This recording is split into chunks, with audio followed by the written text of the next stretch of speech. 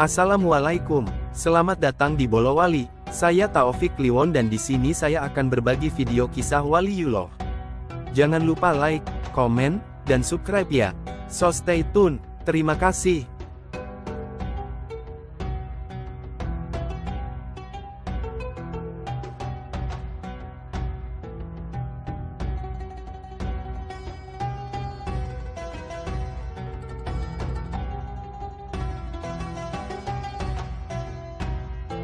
Sebagai komitmen, pesan universal Banser dalam menjaga gereja sebagai komitmen NU. Pesan universal Banser dalam menjaga gereja sebagai komitmen. Setiap menjelang Natal, biasanya pembahasan tentang boleh tidaknya mengucapkan selamat kepada umat Kristen selalu muncul menjadi perdebatan kusir di antara umat Islam, khususnya di Indonesia, apalagi di kalangan para netizen di media sosial. Alih-alih membahas hukum mengenai ucapan selamat Natal, justru NU telah sejak dulu berkomitmen dalam menjaga keamanan perayaan Hari Natal di berbagai gereja. Instruksi ini bermula dari zaman Kiai Haji Abdurrahman Wahid ketika masih menjabat sebagai Ketua Umum PBNU pada tahun 1996. Dalam rangka menjaga keutuhan NKRI, Gus Dur menginstruksikan demikian, sebab saat itu terjadi kerusuhan dan pembakaran gereja di Situbondo, Jawa Timur. Bukan Gus Dur namanya kalau tidak kontroversial. Kebijakan instruksi tersebut memang banyak yang menentangnya, tidak hanya dari kalangan umat Islam di luar NU, bahkan di dalam NU sendiri banyak kiai yang tidak setuju. Tapi keraguan itu ditepis oleh Gus Dur, bahwa dalam menjalankan instruksi menjaga gereja, para anggota Banser bisa berniat untuk menjaga Indonesia, bila masih menganggap tabu melakukannya.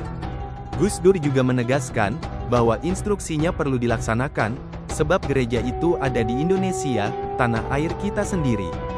Dan tidak boleh ada yang mengganggu tempat ibadah agama apapun, khususnya di bumi Indonesia. Tapi keraguan itu ditepis oleh Gus Dur, bahwa dalam menjalankan instruksi menjaga gereja, para anggota Banser bisa berniat untuk menjaga Indonesia, bila masih menganggap tabu melakukannya. Gus Dur juga menegaskan, bahwa instruksinya perlu dilaksanakan, sebab gereja itu ada di Indonesia, tanah air kita sendiri. Dan tidak boleh ada yang mengganggu tempat ibadah agama apapun, khususnya di bumi Indonesia. Penjelasan ini sekaligus menyiratkan sikap NU yang dengan tegas berkomitmen dalam menjaga keutuhan NKRI. Sebagaimana diketahui di berbagai media, bahwa menjelang tahun 2000-an dan seterusnya, banyak sekali terjadi teror peledakan bom di sejumlah gereja. Bahkan, mengenai hal ini, kalangan Nahdien tidak akan pernah lupa jiwa kepahlawan seorang Banser yang meninggal dunia sebab ledakan bom yang terjadi di gereja Ebenezer, Mojokerto. Adalah Riyanto, salah satu anggota Banser yang turut menjaga gereja Ebenezer. Pada tanggal 24 Desember tahun 2000, sebagaimana instruksi dari Khoirul Anam, Ketua Pimpinan Wilayah, PW, GP Ansor Jawa Timur saat itu, yang juga berlandaskan instruksi Gus Dur, Riyanto beserta sejumlah anggota Banser menjaga gereja Ebenezer di malam Natal. Ketika itu, Riyanto melihat sebuah bingkisan yang diletakkan di dalam gereja oleh orang yang tak dikenal.